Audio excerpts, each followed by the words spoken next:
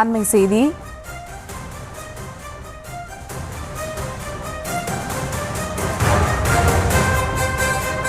தொடரும் காவல் மரணங்கள், முதலமைச்சர் வாயை திறப்பது எப்போது என மு.க. ஸ்டாலின் கேள்வி எழுப்பியிருக்கிறார். இது குறித்த மேலும் விவரங்களோடு இணைகிறார் செய்தியாளர் அன்வர். வணக்கம் அன்வர், விவரங்கள்.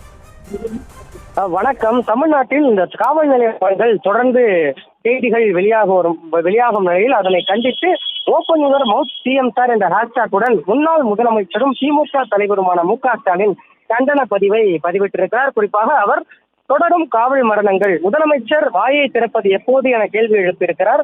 அதே போன்று எதிர்கட்சியாக இருக்கும் போது சாரி சொன்னால் போதுமா என என்னை பார்த்து வீரவேசமாக கேட்டவர் என ஏற்கனவே அன்றைய தினம், அதாவது கடந்த ஆட்சியில் நடந்த போராட்டத்தின் பொழுது தற்போதைய முதலமைச்சர் அவர்கள் சாரி மட்டும் போதாது, உடனடியாக நடவடிக்கை மேற்கொள்ள வேண்டும் என தெரிவித்திருந்தார். அதனையே சுட்டிக்காட்டி முதலமைச்சரானதும் அதை கூட செய்ய துணிவின்றி எங்கு ஓடி ஒளிந்து வந்திருக்கிறார் என கடுமையாக சாடியிருக்கிறார். அதனை போன்று அக்கௌண்டபிலிட்டி, அப்பாலஜி முதலமைச்சருக்கு பிடிக்காத வார்த்தைகளின் பட்டியலில் இருக்கிறதா எனவும் முன்னாள் முதலமைச்சர் கேள்வி எழுப்பியிருக்கிறார். அதே போன்று உயிரிழந்தவர்களின் குடும்பத்தினருக்கு ஆறுதல் சொல்லக்கூட மனமிறங்காத படுபாதக அரசு என வன்மையா எனது கண்டனங்களை தெரிவித்திருக்கிறேன் எனவும் குறிப்பிட்டிருக்கிறார்.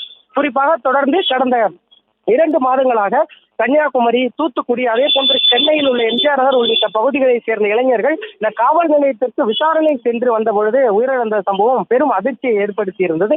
இந்நிலையில் அதனை கண்டித்து திமுக தலைவரும் முன்னாள் முதலமைச்சருமான மு.க. ஸ்டாலின் இந்த தொடரும் காவல் மரணங்கள் குறித்து முதலமைச்சர் எப்போது வாயை திறப்பார் எனவும், அதே போன்று எதிர்கட்சியாக இருக்கும் பொழுது சாரி சொன்னால் போதுமா என கேட்டவர் தற்போது எங்கு ஒளிந்து கொண்டிருக்கிறார் எனவும் கடுமையாக சாடியிருக்கிறார். இந்நிலையில் உயிரிழந்தவர்களின் குடும்பத்தினருக்கு ஆறுதல் சொல்லக்கூட மனமிறங்காத இந்த அரசு என என்னுடைய வன்மையான கண்டனங்கள் எனவும் குறிப்பிட்டு திமுக தலைவரும் முன்னாள் முதலமைச்சருமான மு.க. ஸ்டாலின் தன் கடுமையான கண்டனங்களை தெரிவித்திருக்கிறார்.